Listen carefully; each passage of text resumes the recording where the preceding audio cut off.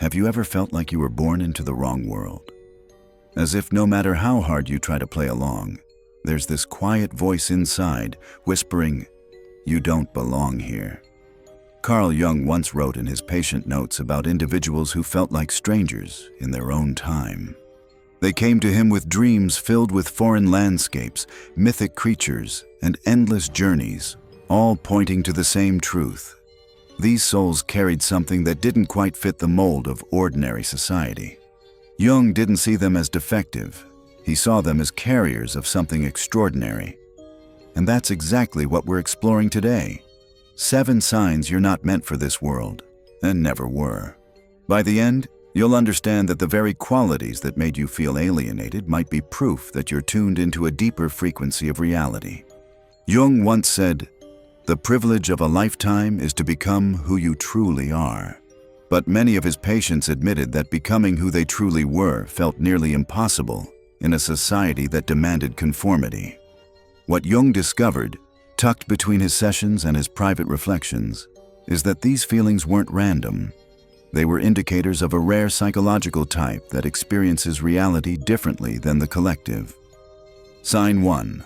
You perceive reality in ways others simply cannot. In his clinical notes, Jung described patients who would come to him with visions they couldn't explain. They weren't hallucinations, but perceptions that reached beyond the surface of things. He noticed that most people live comfortably inside what he called the collective consciousness, the shared assumptions, beliefs, and customs that hold society together. But a small minority carried what Jung termed differentiated consciousness. They could sense patterns beneath appearances, intuit the meaning behind symbols, and feel currents of energy others dismissed as imagination. One patient once described walking into a crowded cafe and immediately sensing the grief of a stranger 2 tables away. She couldn't explain it, but she knew. Jung recognized this not as a flaw, but as heightened sensitivity to what he called the collective unconscious, the deeper layer of reality connecting all human beings. If you've ever found yourself seeing truths others overlook, or feeling an invisible thread binding you to strangers, you're carrying this first sign. Sign 2. Social interactions leave you drained rather than energized. Jung documented cases of patients who described everyday conversations as exhausting, almost unbearable. These weren't shy people. They weren't antisocial. Instead, they were highly sensitive to the invisible atmosphere of a group. In gatherings, they unconsciously absorbed others' emotions, the tension, the envy, the suppressed anger. Imagine trying to enjoy small talk while simultaneously feeling the hidden turmoil of everyone around you. For these individuals, solitude was not loneliness, but healing. Jung himself confessed in his letters that solitude was essential for his survival. He described being in groups as a loss of life force. For patients dominated by what he called introverted intuition, time alone wasn't optional. It was mandatory. If you've often felt the need to withdraw after social encounters, or if you find authenticity harder to access in large groups, this sign may resonate deeply. Sign 3. You live like an anthropologist among your own people. In his case studies, Jung noted that some individuals viewed life less as participants and more as observers. One of his patients explained that she felt as though she were watching human beings from the outside, as though they were characters in a play. She struggled to understand why others unquestioningly followed traditions or obsessed over social status. Jung called this objective consciousness. It's the capacity to step outside cultural conditioning and see society itself as an object of study. To these individuals, rules and customs often appear arbitrary, even absurd. They find themselves asking, why do people live this way? Why is this considered normal? If you've often felt like a stranger watching the rituals of your own society, constantly analyzing patterns of human behavior as though you were studying a foreign tribe, you're embodying this third sign. Sign 4. Illegitimate authority sparks a visceral rejection within you. From Jung's earliest clinical years, he noticed a peculiar resistance among certain patients. They struggled not with all authority, but specifically with authority that lacked integrity. They would challenge teachers, defy bosses, and even question Jung himself when they sensed dishonesty. One of Jung's patients, a young man, confessed that he had been expelled from multiple jobs because he could not tolerate empty men with empty titles. He wasn't rebellious for rebellion's sake. He simply could not stomach obedience to power rooted in ego rather than wisdom. Jung traced this back to what he called the archetype of the wise ruler embedded in their psyche, an inner compass that instinctively measures authority against truth and justice. If you've consistently felt unable to respect leaders who lacked wisdom or compassion, if you've clashed with hierarchies not because you're defiant, but because you see through their emptiness, this is a sign you were never meant to bow to conventional structures. Sign 5. Conventional success feels like spiritual death. In his notebooks, Jung wrote about patients who achieved everything society said they should want: wealth, recognition, family stability, yet felt hollow inside. They came to him with depression that no material gain could touch. Jung discovered these individuals were animated by something different, what he called the transcendent function, a drive toward wholeness and meaning that no paycheck or promotion could satisfy. One woman told him that after finally earning the position she'd worked toward for 10 years, she felt as though I had climbed a mountain only to discover the peak was made of sand. Jung explained that such people were not failing at life. They were incapable of being satisfied by shallow victories because their souls were oriented toward deeper purpose. If you've ever rejected a stable career path that others begged you to pursue, not because you were lazy, but because it felt like slow suffocation, Jung would have called that a sign of your true nature. You were designed for meaning, not merely success. Sign 6. You speak the language of symbols without trying. Dreams fascinated Jung more than anything else, and many of his patients came with dreams so layered in symbolism that they could fill entire volumes of interpretation. What he noticed was that certain individuals didn't just dream symbolically, they lived symbolically. They would see recurring numbers, archetypal figures in strangers, mythic patterns in everyday life.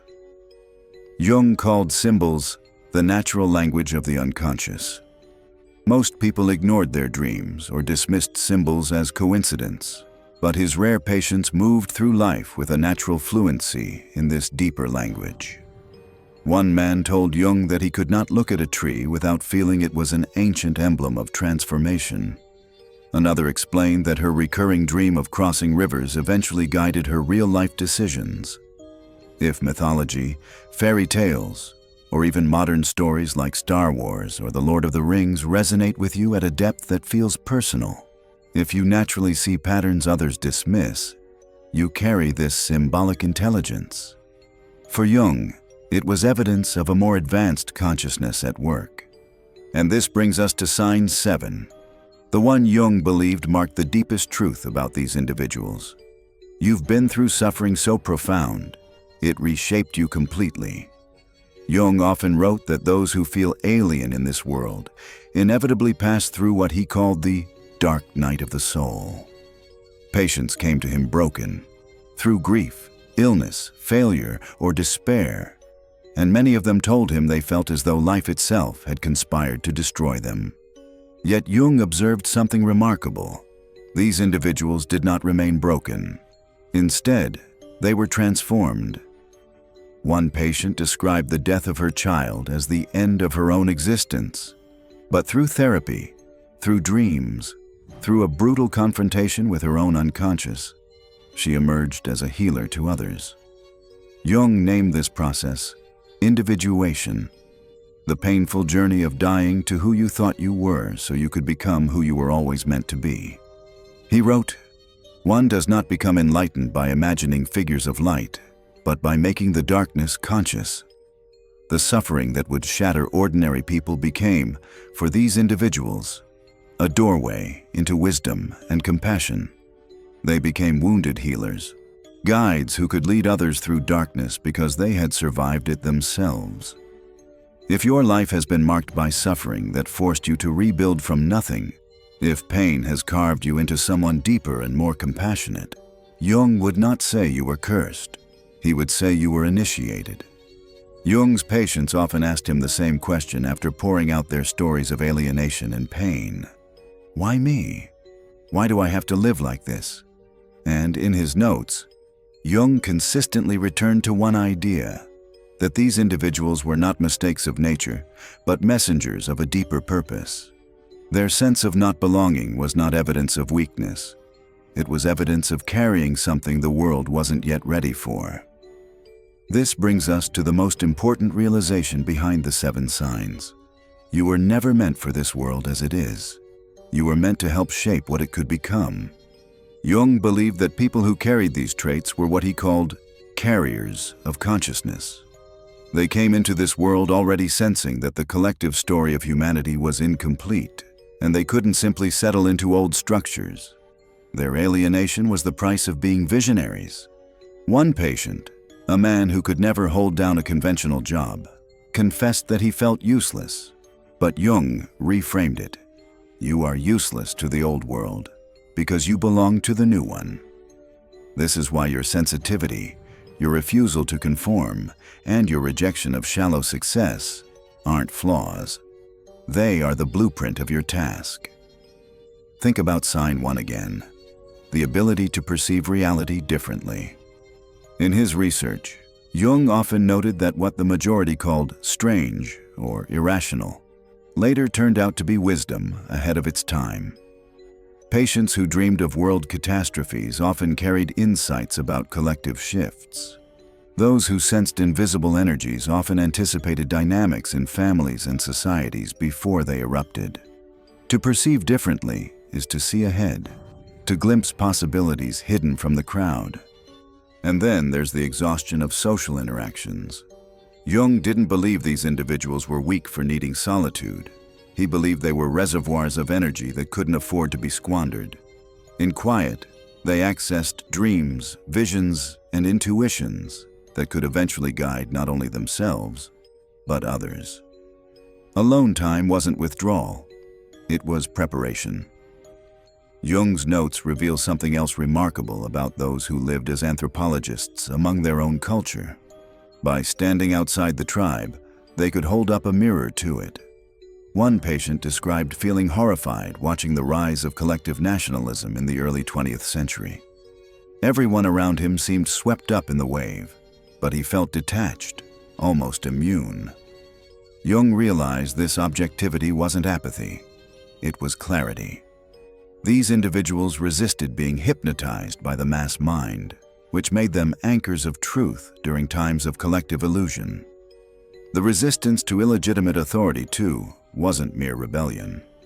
Jung saw it as the psyche's instinctive defense against tyranny. In one patient's dreams, corrupt leaders appeared as hollow kings, crowned with paper crowns that crumbled to dust. Jung interpreted this as the unconscious rejecting false authority.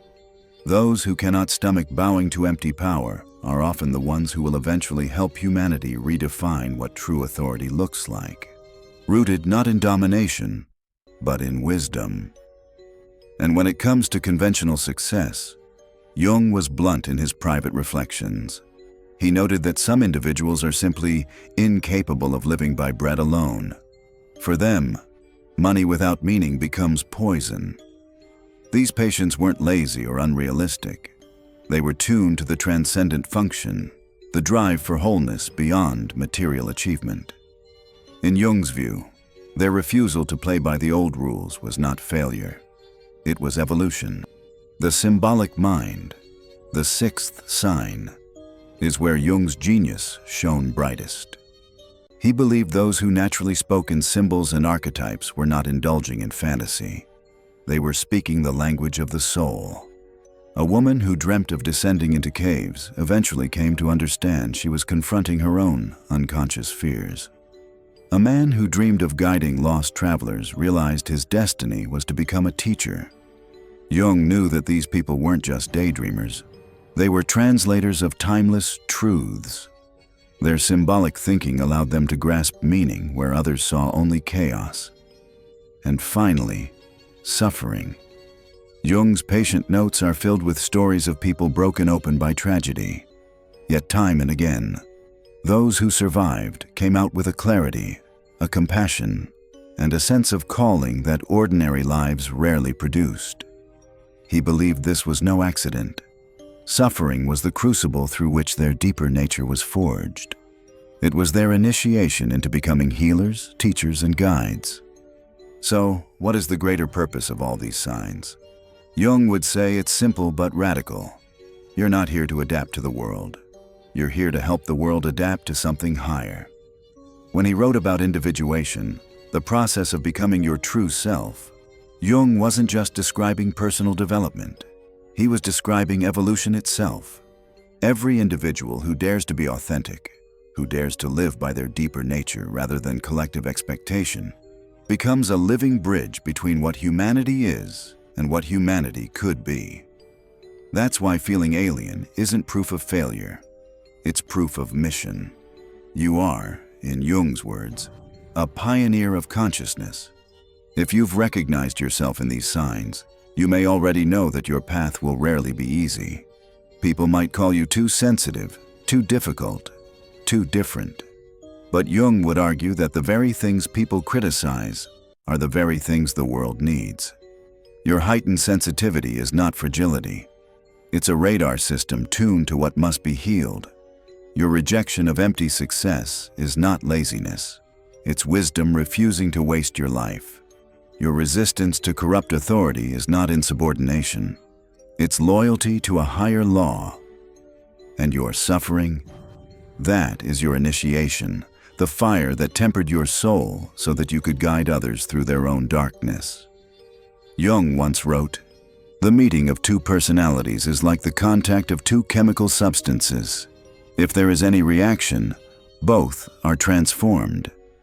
That is your gift. Simply by being authentically yourself, you create transformation in others. You awaken people not through force, but through presence." So here's the truth.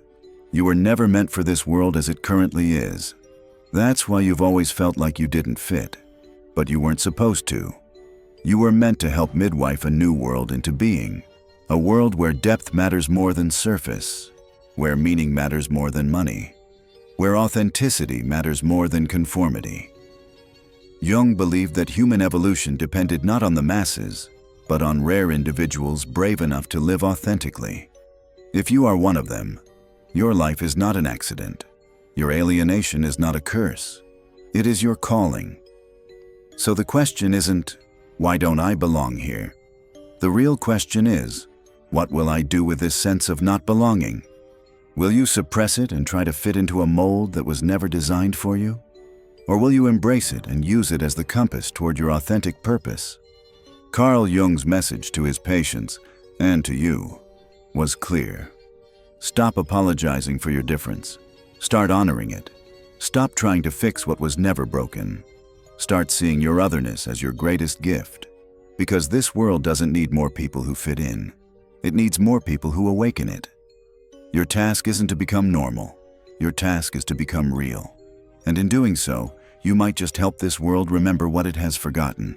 That we are meant not just to survive, but to evolve. So if you've ever felt like you don't belong in this world, take heart. Jung would tell you, you don't. And that's exactly the point. Thank you for staying until the end of this exploration. If you felt something stir within you today, subscribe and share this video with someone who might need it. And remember, as Jung said, who looks outside, dreams. Who looks inside, awakens. The time for dreaming is over. The time for awakening has begun. And it begins with you.